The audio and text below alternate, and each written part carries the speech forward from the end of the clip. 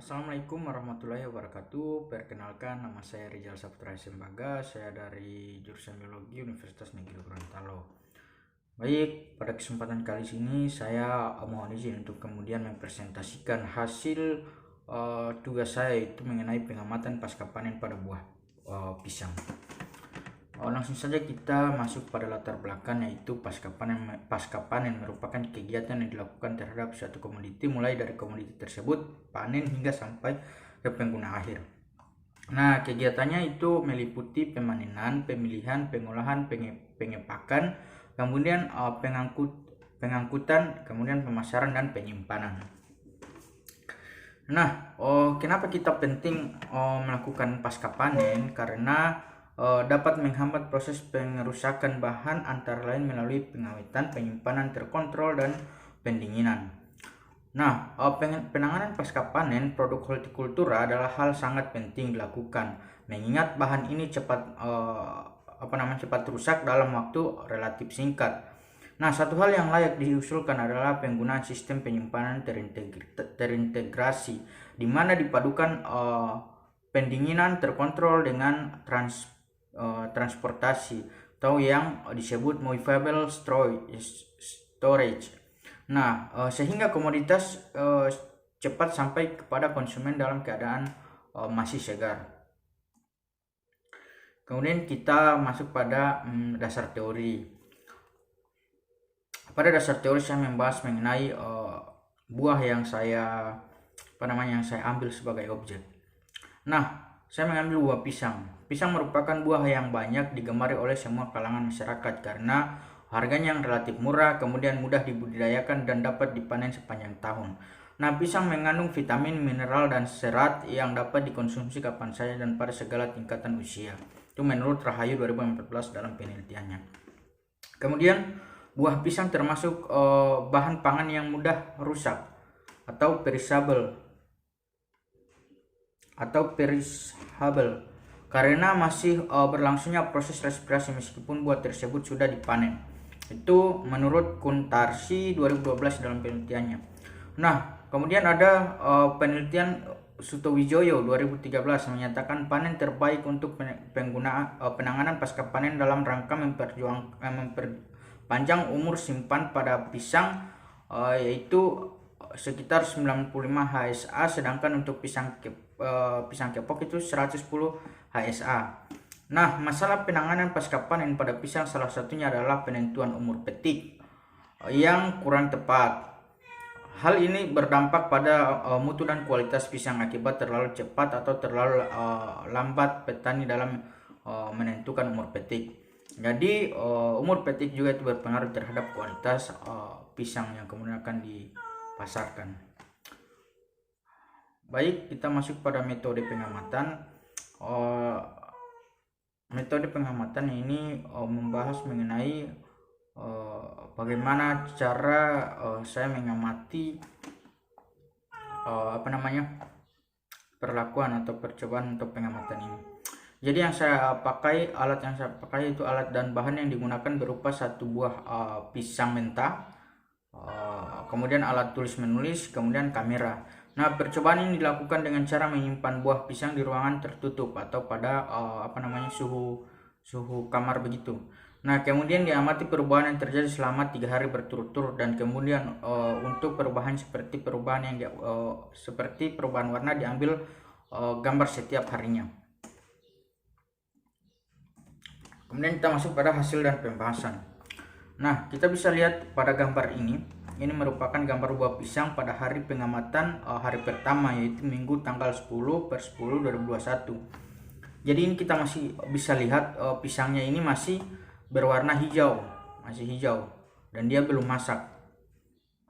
Kemudian tekstur dari pisang ini, tekstur buah pisang ini dia masih keras, belum lembek, dan kulitnya pun masih kita bisa lihat masih berwarna hijau.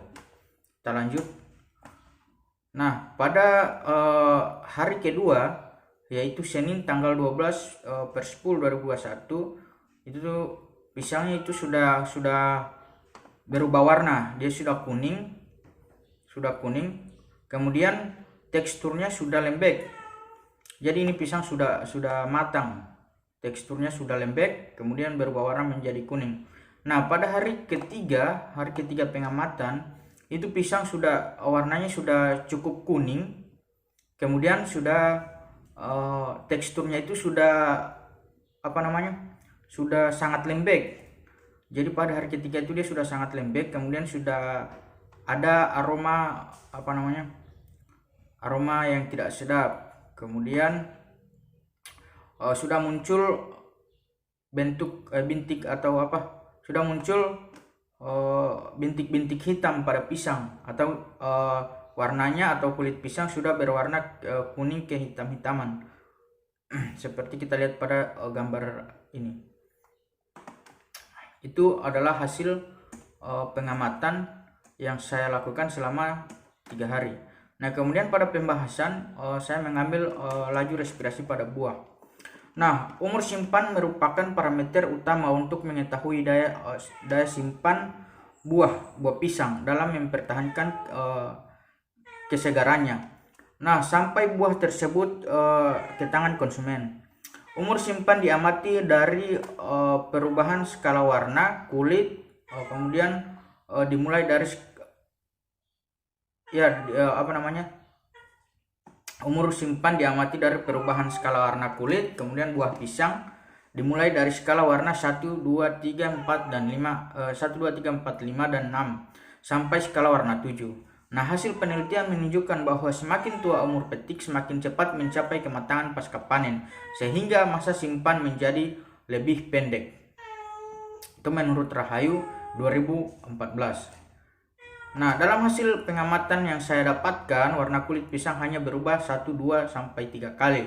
Pertama masih berwarna hijau, kemudian berwarna menjadi kuning, ketiga menjadi kuning dan kehitam-hitaman. Dan jika ditarik dari penelitian Rahayu 2014 bahwa pisang yang saya jadikan objek pengamatan ini kemungkinan umur petiknya itu tua karena umur penyimpanannya cukup pendek, hanya berlangsung selama 3 hari. Sebagaimana kita tinjau kembali apa yang dikatakan oleh Rahayu, yaitu hasil penelitian menunjukkan bahwa semakin tua umur petik, maka semakin cepat mencapai kematangan pasca panen, sehingga masa simpannya menjadi lebih pendek. Nah, jika dilihat dari hasil pengamatan buah pisang yang saya amati, ini sudah mencapai fase klimaterik, karena puncak klimaterik pisang ditandai oleh adanya kematangan secara fisiologi maupun morfologi. Itu menurut Arista 2014. Kemudian menurut Venn et al 1986, laju respirasi merupakan petunjuk yang baik bagi daya simpan buah setelah panen, karena intensitas respirasi dianggap sebagai ukuran laju jalannya metabolisme dan sering dianggap sebagai petunjuk potensi daya simpan buah. Kita lanjut, kedua yaitu kualitas fisik buah. Indeks skala warna kulit buah digunakan sebagai parameter dalam mengukur kualitas fisik buah dengan mengamati pisang secara visual. Nah, perubahan tekstur atau kelunakan pada saat pematangan dihubungkan dengan beberapa proses. Pertama, proses penguraian pati menjadi gula. Kedua, pemecahan dinding sel. Kemudian pemecahan dinding sel yang diakibatkan perombakan protopektin yang larut dalam air, dan terakhir adalah perombakan selulosa. Nah, perubahan senyawa-senyawa tersebut selama pematangan sangat berpengaruh terhadap kekerasan buah yang menyebabkan buah menjadi lunak. Seperti pada hasil pengamatan tadi, buah pisang itu menjadi lembek atau lunak. Itu menurut Fantastico 1986. Kemudian proses transpirasi menyebabkan kadar air pada kulit buah lebih cepat berkurang, sehingga mengakibatkan semakin turunnya bobot kulit buah pisang. Itu menurut Jana 2008. Nah, kemudian ada menurut Sutowijoyo 2013 dan Sugistiawati 2012. Semakin matang buah pisang, rasio daging dan kulitnya semakin tinggi, karena kulit buah semakin tua semakin tipis dan mengkerut. Nah, menurut Fantastico 1986, kandungan gula dalam daging buah selama pematangan meningkat dengan cepat, sehingga tekanan osmotik meningkat dengan ditandai penyerapan air dari kulit buah oleh daging buah, menyebabkan perubahan perbandingan daging buah dan kulitnya. Jadi itu aspek yang saya bahas dalam pembahasan dalam pengamatan saya, yaitu meliputi kualitas fisik buah dan laju respirasi buah. Mungkin demikian yang dapat saya presentasikan. Jika ada kekurangan saya mohon maaf. Billahi taufiq wal hidayah. Wassalamualaikum warahmatullahi wabarakatuh.